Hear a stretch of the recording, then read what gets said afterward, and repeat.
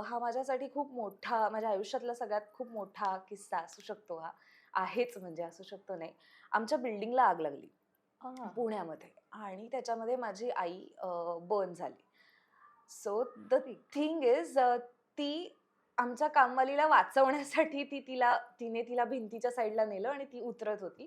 So त्या धुरामुळे ती बर्न झाली. सो ती हॉस्पिटलाइज्ड होती आणि मी आणि बाबा इकडे होतो, मुंबईत होतो. मी घर शोधत होते. तर आमचं ठरलं होतं, की माझं शूट झालं बुलेट ट्रेनचं, की आपण नेक्स्ट डे बाबा, तू आणि मी जाऊन घरं बघूयात. 2-3 घरं शॉर्टलिस्ट केली होती. तर मी घरी आले शूटवरनं आणि बाबा नव्हताच. तर म्हटलं, "बाबा कुठे गेला?" आणि असा अचानक तर तो कधीच जात नाही. मग आजीनी मला सांगितलं, की "नाही, तो गेला, त्याचं काहीतरी इमर्जन्सी काम आलं." म्हटलं, "असं तर कधी होत नाही बाबाचं, की बाबा अर्जंट काम आलंय वगैरे."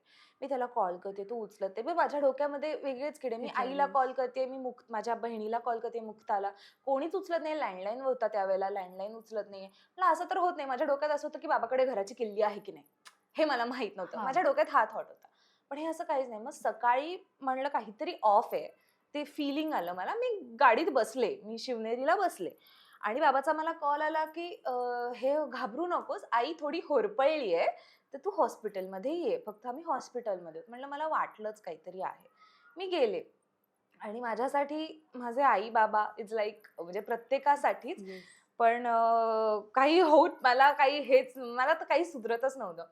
आणि मी गेले. मी आईला त्या अवस्थेत बघितलं आणि आईला ऑपरेशन थिएटरला नेणार होते आणि तेवढ्यात मला फोन आला सुहास सरांचा सेव्हन सेन्स मीडियामधनं, की तुला लीड मिळाली त्या क्षणाला मला फोन आला आणि माझं वर्षही संपत आलं होतं. ही साधारण नोव्हेंबर एंडची गोष्ट आहे. म्हणजे ओके. आईनी जो मला पिरियड दिला होता, तोही संपत आला होता. आणि मी आईला म्हणलं, पण मी त्यांना म्हणाले, की "मी नाही करू शकत. माझ्या आईची ही सिच्युएशन आहे." आणि आई म्हणाली, "तू वेडी आहेस का?" आई त्या अवस्थेत होती. आई ऑपरेशन थिएटरमध्ये जात होती आणि आई त्या अवस्थेत होती. त्या पेनमध्ये पण ती मला सांगते, की "तू वेडी आहेस का? तुला तुझ्या आयुष्याचा सगळ्यात मोठा ब्रेक मिळतोय. तुला तुझं स्वप्न पूर्ण करायचा चान्स मिळतोय. मी वाचणार आहे. मला काही होणार नाहीये. माझ्या पोरीला एवढं मोठं काम मिळतंय, ती नाही, नाही म्हणू शकत तू." हां. आणि त्याच्यानंतर मी सरांना फोन करून सांगितलं, की हे असं-असं आहे, असं-असं आहे. आणि मला शशांक सरांचं फार कौतुक वाटतं. म्हणजे मी त्यांच्यासाठी म्हणजे तो माणूस माझ्या आयुष्यात आल्याबद्दल मी एवढी ग्रेटफुल आहे, शशांक सोळंकींसारखा, की ते म्हणाले, "ठीक आहे, तू आत्ता शांत हो. आपण थांबू थोडे दिवस." कुठला प्रोड्युसर असं म्हणतो गं? आणि हे सगळं झालं आणि मग सगळं हां. छान सुरळीत झालं. मग नंतर आई पण हे झाली, व्यवस्थित झाली. व्यवस्थित झाली. मग त्याच्यानंतर कन्यादान झालं. मग माझा प्रोमो शूट होता 1 जानेवारीला. मग ते झालं आणि मग तिथून सगळा प्रवास हा सुरू झाला. मग तेव्हा तू जेव्हा मुंबईला आलीस तेव्हा आईला घेऊन आलीस? नाही, नाही. आई माझी बँडेजमध्ये आणि ते तेव्हा खूप महिने होतं पुढे 6 महिने वगैरे. Okay. That was very painful. प ते ती सगळी ट्रीटमेंट चालूच होती. पण त्याही वेळेला म्हणजे मला आठवतंय कन्यादानच्या वेळेला माझा मार्चमध्ये वाढदिवस असतो 29 मार्चला.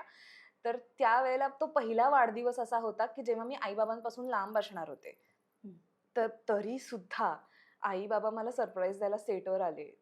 आईने सगळ्या सेटसाठी गुलाबजाम बनवले होते. त्या बँडेज म्हणजे ते सगळं असून सुद्धा ते केलं होतं. त्याच्यानंतर त्यांनी शशांक सरांना सांगितलं, शशांक सरांनी अख्ख्या सेटला आमरसपुरीचं जेवण दिलं होतं.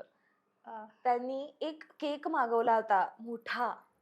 तो खूप मोठा केक होता आणि त्यांनी खूप केलं होतं. त्यामुळे he is like a father figure to me. म्हणजे इतका प्रेम करणारा माणूस आणि इतकी चांगली माणसं पहिल्याच सीरियलला मिळणं, ह्याला नशीब नशीब लागतं. लागतं. ह्याला नशीब लागतं. आणि सगळे को-स्टार्स, सगळी माणसं म्हणजे शरद काकांपासून सगळेजण खूपच प्रेमळ. ते शेवटी आई-वडिलांची पुण्याई आहे. खरंच, खरंच, खरंच. अगदीच.